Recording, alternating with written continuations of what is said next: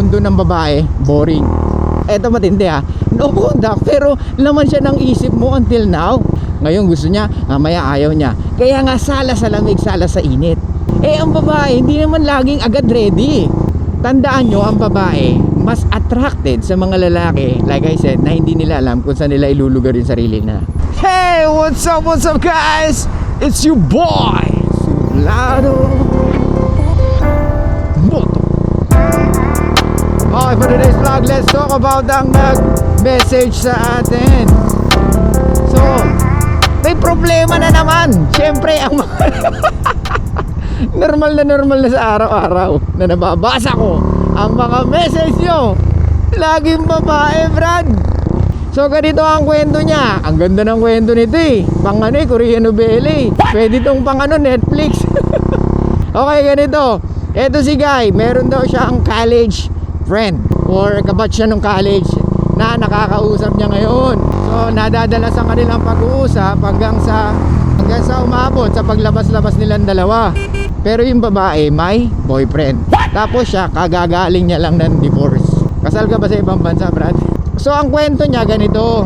Yung babae, shaky yung relationship niya dun sa boyfriend niya. Eto, Brad, hindi ko maintindihan sa'yo, bakit mo sinasabi dun sa message mo na tinanong mo yung girl kung ikaw yung nagiging reason kung bakit sila nagiging magulo yung relasyon? Or actually umabot na rin sa breakup, tama? Yun ang sabi niya sa atin. Tapos tinanong niya yung girl, ako ba yung naging dahilan?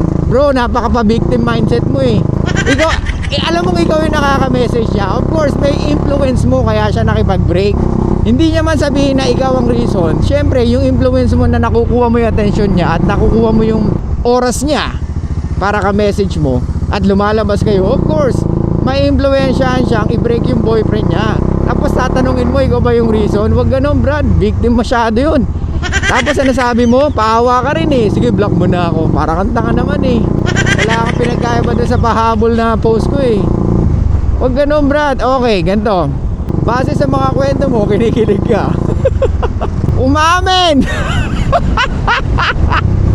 Ilan sa inyo ang nagsabi sa aking umamin? Pero wala namang kinahatnan. Tama ba yung Tagalog ko? Pero wala naman nangyari. Diba? Kaya nga ilang beses ko bang uulitin, yung pag-confess ng emotions and feelings are not necessity. Okay? Hindi pwedeng ikaw ang unang magsabi kung anong nararamdaman mo. Kaya nga may saying na ladies first, di ba? Yun na lang tingnan mo, Brad. Kasi pag lagi nyong iisipin na it's so romantic na para malaman niya kung gaano ko siya kagusto, is maling-mali Hindi kailanman tataas ang attraction sa'yo ng isang babae pag umamin ka na gusto mo siya. Uulitin ko, hindi kailanman tataas ang pagtingin sa'yo ng isang babae kahit na aminin mong gusto mo siya. Okay? Kahit bulahin mo yan everyday, it doesn't mean magugustuhan ka niya. Iba yung attraction, iba yung desire. Okay? Iba yung arousing her emotions, iba yung complimenting her. Magkaiba yun. Alright? Pag nag-compliment ka, tingin mo, ay, I like this guy, I think I will go out with him na. Tanga, hindi ganun. Come on. Tayo ang lalaki, di ba? Lagi ko sinasabi na dapat tayo ang nagli-lead. Ikaw ang nagdi-desisyon. Gets mo? Eto, ganito guys. Alam ko kung saan nanggagaling, kung bakit kayo ganyan. Kung bakit gusto nyo kaagad na i-secure yung relationship kahit na hindi pa siya handa emotionally. Kaya nga marami sa inyo talagang lagi na be-friendzone kasi ayaw ng babae ng ganun. Kasi ito alam ko tumataas yung anxiety nyo. That's the root of the problem. Tumataas yung uncertainty once na habang tumatagal yung pag-uusap nyo ng mga babae. So parang di ka mapakali, gusto mo na kaagad i-secure yung relationship. Bro, hindi ganun. Alam mo kung bakit? Kasi hindi mo siya binibigyan ng chance to have emotional motivation. Kasi yun ang kailangan niya. Kailangan niyang ma-motivate. Okay? Kailangan niyang ma-motivate to find out kung ano ka ba talaga sa buhay niya. Ito para sa kalahatan to guys. Tandaan nyo, ang babae mas attracted sa mga lalaki, like I said, na hindi nila alam kung saan nila ilulugar yung sarili na. Kasi yun nga ang reasons kung bakit tumataas yung emotions nila sa atin, is because they keeps on wondering. Eto guys, sino dito yung after sex or one night stand tapos hindi ka nag-message after some time, maybe a week or two, o let's say sabihin mo na pinakamahaba yung 5 days tapos nag-message siya? Sino ang mas may leverage? Sino ang mas nagkikreate ng attraction? Sino ang tingin mo na mas tataas ang pagtingin sa bawat isa? Brad, ito yung sinasabi ko. It doesn't mean she opened her legs for you. Gagawin mo is te-text mo na siya everyday. No, it's not. Kahit na i-text mo siya everyday, dun niya nararamdaman na this is not for relationship. This is only for one night stand. Let's say for example, hindi ka nag-message sa kanya 5 days tapos bigla siya nag-message. Same thing nang nararamdaman niya. Ano ba to? Akala ko gusto niya ako. Akala ko patay na patay siya sa akin. Bakit ganun? Ba't ngayon hindi siya nagre-reply? Ba't ngayon hindi siya nagme-message? Ano to? One night stand lang ba? Anyway, sige lang. Kung ayaw niya, di wag. Pero, yun ang sinasabi niya. Pero, iba ang gagawin niyang action. Nandyan yung mga babae na gagawa ng way para mapansin mo. Magpo-post ng stories, magpo-post ng thirst trap, magpo-post ng anything na alam niya na pwede mong mapansin. Gets? So, yun yung sinasabi ko na emotional motivation. Bibigyan mo siya ng emotional motivation for her to do things na gusto mo. Hindi yung may nangyari na sa atin so tayo na. Brad, yari tayo dun, mali-mali yun eh. Sa atin lang to, walang makakaalam. Kailangan mo siyang bigyan ng emotional motivation. Kailangan niyang ma-motivate to do the things na gusto mo. At para ma-confirm mo na rin kung talagang gusto ka niya. Kaso ang hirap sa inyo, ayaw nyo ng anxiety, ayaw nyo ng uncertainty, kaya gusto nyo kaagad secured, di ba? Eh ang babae hindi naman laging agad ready. Kahit na sabihin na natin ready yan, pwedeng magbago ang isip niyan kasi babae yan. Women always change her mind. Kaya nga they are emotional creatures, di ba? Kaya it's hard to deal with them. Ngayon gusto niya, mamaya ayaw niya. Kaya nga sala sa lamig, sala sa init. Kahit sila, hindi nga nila alam kung ano susuot nila, hindi nga nila alam kung anong kakainin nila. Tapos bibigyan mo ng security, agad-agad, na hindi pa nga niya alam kung gusto ka niya talaga. It doesn't mean na nakipag one night stand siya sa'yo, is gusto ka niya ng karelasyon. Hindi lahat ng babae gusto ng karelasyon. Uulitin ko, may mga babaeng gusto ko lang ma-experience. Gusto lang nila ma-experience na i-lead ng isang lalaking kagaya mo. So, Brad, sa nag-message sa atin, ilang beses ka na niya ni-reject? 2, di ba? Yung una is hindi siya sure. Yung pangalawa, sinabi niya sa'yo, sinubukan niya, di ba? Pero hindi pa siya ready. Tapos ngayon, tatanungin mo pa rin ako kung dapat mo pa bang i-pursue? Brad, hindi porket gusto ka ng nanay niya, masyado kang proud sa sarili mo na gusto ka ng nanay niya, then it's fine, walang problema yun. Sige, point sa iyo, gusto ka ng nanay niya. Eh kaso nga, hindi ka gusto ng babae. Anong gagawin natin, Brad? Hindi ka nga gusto ng babae. Kahit sinong vlogger ang magbigay sa iyo ng advice, wala rin. Hindi nila kayang magican yung attraction ng babae. Wala tayong control doon. At kahit siya, wala siyang control sa attraction niya sa iyo. Gets mo? The only time na pwedeng tumaas yung attraction niya sa iyo is when you walk away. That's the only way. I know it's fucking hard. I know it's painful. I know it's struggling. Pero that's the only way. Pero hindi pa rin sure yun na tataas yung attraction niya sa'yo. Pwedeng, pag nangyari yun, doon na siya makahinga. Ay, salamat, hindi na to nangungulit. Give her the gift of absence, bro. Lagi ko sinasabi to. Yung saying na, absence, love, grow, ponder. Diba? Stop messaging her. 2 weeks pa lang, Brad, feeling mo 2 years nang hindi na kayo nag-uusap eh, di ba? Sabi mo no contact, tapos until now, eto matindi ha, no contact, pero laman siya ng isip mo until now.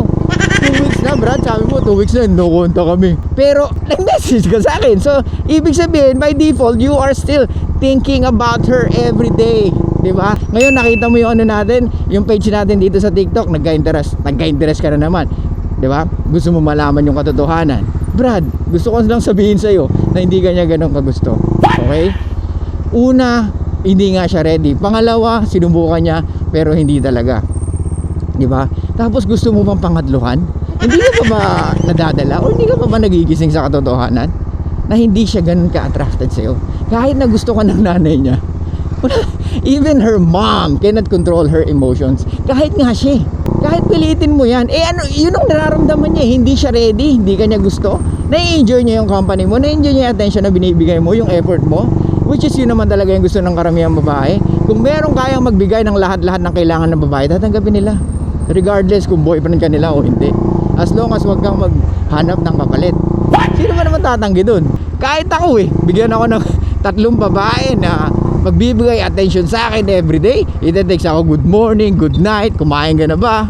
Ba't ako tatanggi? Di ba? Bilang lalaki, kailangan ko nakakuha ng ganon. Bilang lalaki, it's hard to get that. Di ba? Hindi madaling mag-attract ng babae. Ay, mga nagsasabi na basic lang ang mga babae, din turuan nyo kami. Style pa lang ng pananamit, baka bagsak na tayo. Style pa lang ng pananalita, baka bagsak na tayo. Baka yung mag-hi pa lang, nararatel ka na. Baka mag-hello pa lang, nanginginig na yung bibig mo. Di ba? Sa message, ang galing-galing mo. Sa personal, wala kang masabi. Di ba? Overwhelmed ka. Masyado kang ganda-ganda sa kanya. Kasi nga, you put her on the pedestal. Treat them like a normal individuals. You know? Hindi mo siya pwede itrato na parang kakaiba na galing sa ibang mundo. Tapos pumunta dito sa mundo natin, tapos naghahanap ng boyfriend, tapos ikaw willing magbigay, kagaguhan. Sa'yo Brad, alam mo, itigil mo na. Okay? Unang-una, alam mo na yung sagot sa tanong mo. Hindi ka niya gusto at I don't think na magugustuhan ka niya. I'll be honest with you. Sa lahat ng mga naghahabol, sa lahat ng mga nireject na for how many times, hindi pa ba obvious sa inyo hindi kayo gusto? Na-enjoy niya lang yung attention na binibigay niyo. Kung tutusin, kayo yung na-frame niya. We are the men. We are the one framing the relationship. Tayo ang magsasabi kung ano ang dapat gawin sa relasyon. Tayo ang magsasabi kung paano natin sila liligawan. Tayo ang magsiset kung paano tayo didiskarte, hindi sila. Tandaan mo, women are just receiving. We are the one that initiates almost everything. Okay? Even kiss, even sex, even the date. And we are the one planning everything. Ang mga babae, pupunta lang yan. O, date tayo. O, sige. Ano oras? Ganun lang. Wala silang iaambag kundi yung presence nila. Nagigets mo ba? Kaya stop bro. Stop man. Stop pushing yourself to do things na hindi naman na nararapat. It's fucking obvious. And kung pababasa ko yung message mo sa lahat ng kalalakihan na wala sa ganyang sitwasyon, isa lang din sasabihin nila sa iyo, hindi ka gusto ng babae na yan. Stop using love as a motivation. It's not fucking love bro. It's simping man. Ewan ko sa inyo, why you say, bro kasi in love ako sa kanya. Tanga, hindi ka in love. You are clouded with your emotions. Okay, bilang lalaki, hindi mahalaga ang nararamdaman mo. Sa babae, kahit mahal na mahal mo siya, hindi mahalaga sa kanya yun. Nagigets mo? The more nga na mas mahal na mahal mo siya, nawawala yung interest niya or bumababa yung interest niya sa'yo. Hindi ganun mag-operate ang babae na pag mahal na mahal mo, mamahalin ka rin ng sobra, kagaguhan. Sasabihin ng babae, of course gusto nila yon. Pero iba pag-respond ng babae. Masarap sa imagination, masarap sa feeling. Women are only loyal to their feelings, tama? Pag nai-imagine nila yon or pag naiisip nila yon, yes, oo. Nai-enjoy nila, nai-imagine nila. Pero it doesn't mean in reality they will feel the same, though it's not. Women want a man na makikita niya na okay, this is the man that I like. Gusto ko yung mundo na ginagalawan niya at gusto kong pumunta sa mundo niya. Hindi yung ikaw ang pupunta sa mundo ng babae.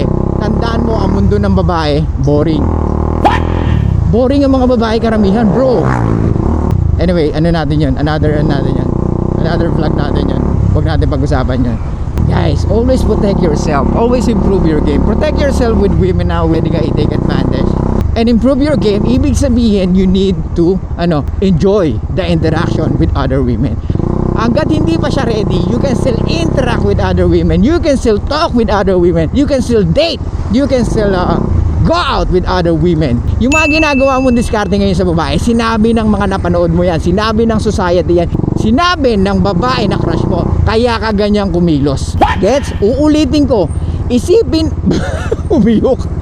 how you operate is based on sa surroundings mo. Pwedeng nakita mo sa tatay mo, sa kuya mo, sa tiyuhin mo at sa mga kaibigan mo. Akala mo tama. Syempre hindi naman nila sasabihin nag-fail sila nung ginawa nila yun di ba? Sa movie, madaling ikwento yung ganong relationship, pero in reality, it doesn't fucking work. Alright? Most of the fucking time, yung mga ganong love story, hindi nag-exist. Unless ang babae gustong gusto ka. The only time na mas magiging maganda ang reality ng love story ng isang babae at lalaki is pag yung babae patay na patay sa isang lalaki. So bro, itigil mo na yan. Mag-focus ka sa sarili mo at yung sinasabi nilang self-love. So yun lang guys, thank you so much. I'll see you guys next time. And bye-bye.